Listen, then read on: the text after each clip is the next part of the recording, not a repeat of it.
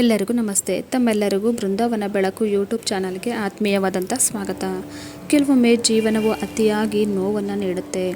ನಮ್ಮ ಜೊತೆಗಿರುವವರೇ, ಸಂಬಂಧಿಗಳೇ, ಕುಟುಂಬದ ಸದಸ್ಯರೇ ನಮ್ಮನ್ನು ಅಪರಿಚಿತರಾಗಿ ಕಾಣ್ತಾರೆ. ಮನೆಯಲ್ಲಿ ಸಂಘರ್ಷಗಳು ದಿನದಿಂದ ದಿನಕ್ಕೆ ಹೆಚ್ಚಾಗುತ್ತೆ. ಯಾವುದೇ ಕೆಲಸವನ್ನು ಮಾಡಲು ಹೋದರೂ ಅದರಲ್ಲಿ ವೈಫಲ್ಯಗಳೇ ಹೆಚ್ಚಾಗ್ತಾ ಇರುತ್ತೆ.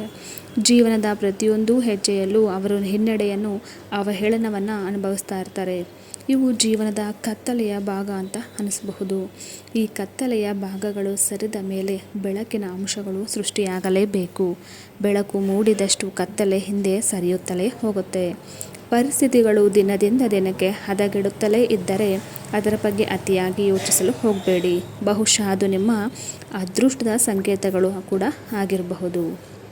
ನೀವು ಯಾವುದೇ ಕೆಲಸವನ್ನು ಮಾಡಲು ಹೊರಟಾಗ ಅದರಲ್ಲಿ ನಿರಂತರವಾಗಿ ವೈಫಲ್ಯಗಳನ್ನು ಎದುರಿಸುತ್ತಲೇ ಇದ್ದರೆ, ಎಷ್ಟೇ ಅಚ್ಚುಕಟ್ಟಾಗಿ ಕೆಲಸವನ್ನು ಮಾಡಿ ಮುಗಿಸಿದರೂ ಆ ಕೆಲಸವು ನಿಮಗೆ ಯಶಸ್ಸನ್ನು ತಂದು ಕೊಡದೇ ಇದ್ದರೆ ಇದರರ್ಥ ಗ್ರಹಗಳು ನಿಮ್ಮನ್ನು ಪರೀಕ್ಷಿಸುತ್ತಿವೆ ಎಂಬುದರ ಸಂಕೇತ. ಈ ಪರೀಕ್ಷೆಯ ಅವಧಿ ಮುಗಿದ ನಂತರ ಹಠಾತ್ತನೆ ಯಶಸ್ಸಿನ ಸಾಧ್ಯತೆಗಳು ನಿಮ್ಮನ್ನು ಹುಡುಕಿಕೊಂಡು ಬರುತ್ತೆ.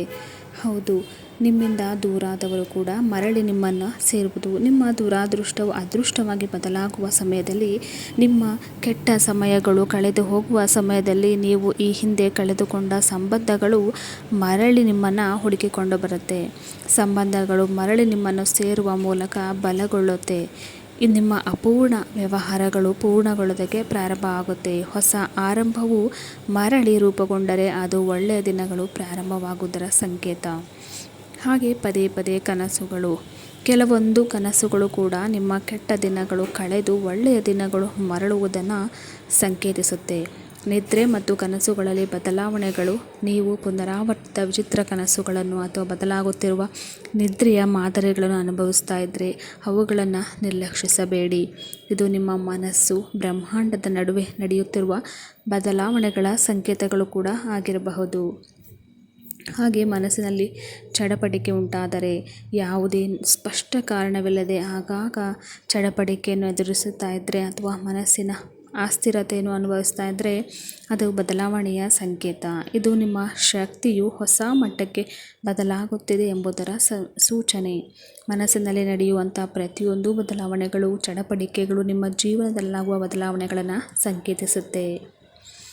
ನಿಮ್ಮ ಪ್ರೀತಿ ಪಾತ್ರರೊಂದಿಗೆ ಭಿನ್ನಾಭಿಪ್ರಾಯಗಳು ದಿನದಿಂದ ದಿನಕ್ಕೆ ಹೆಚ್ಚಾಗ್ತಲೇ ಹೋಗ್ತಾ ಇದ್ದರೆ, ಚಿಕ್ಕ ಪುಟ್ಟ ವಿಚಾರಗಳಿಗೂ ನಿಮ್ಮಲ್ಲಿ ಜಗಳಗಳು ಹೆಚ್ಚಾಗ್ತಾ ಇದ್ದರೆ, ಕುಟುಂಬದ ಸದಸ್ಯರ ನಡುವೆ ಭಿನ್ನಾಭಿಪ್ರಾಯ ಹೆಚ್ಚಾಗ್ತಾ ಇದ್ದರೆ ಅದು ನಿಮ್ಮ ಜೀವನದ ದುರಾದೃಷ್ಟದ ಸಂಕೇತ ಆಗಿರಬಹುದು. ಆದರೆ ಈ ಭಿನ್ನಾಭಿಪ್ರಾಯಗಳು ಕಳೆದು ಎಲ್ಲರೂ ಜೊತೆಯಾಗುವಂತೆ ಸಂದರ್ಭಗಳು ಸೃಷ್ಟಿಯಾದರೆ ಅದರ ಧನಾತ್ಮಕ ಶಕ್ತಿಯು ಬದಲಾವಣೆಯು ಸೂಚಿಸುತ್ತೆ.